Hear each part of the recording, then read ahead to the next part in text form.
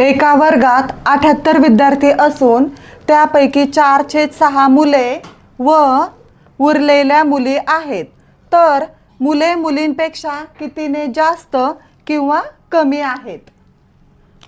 एका वर्गात किती विद्यार्थी आहेत? तर 78 विद्यार्थी आहेत आणि त्यापैकी मुले किती आहेत? तर 4/6 आहेत.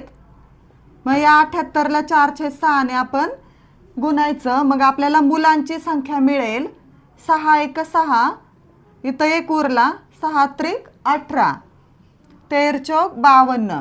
म्हणजे मुलांची संख्या किती आहे? तर 52 आहे. 52 मुले आहेत आणि वर्गात विद्यार्थी किती आहेत? 78 आहेत. मग या 78 मधून 52 मायनस केल्यानंतर आपल्याला मुलींची संख्या मिळेल 78 - 52.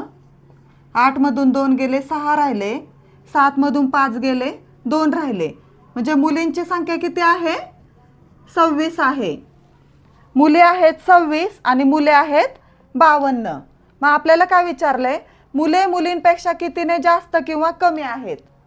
मुले मुलींपेक्षा जास्त आहेत. कितीने जास्त आहेत? तर 52 - 26 करायचं. 52 - 26, उत्तर येतं 26. म्हणजे मुले मुलींपेक्षा 26 ने जास्त आहेत. म्हणून पर्याय क्रमांक 2 हे आपल्या प्रश्नाचं उत्तर आहे, 26 ने जास्त.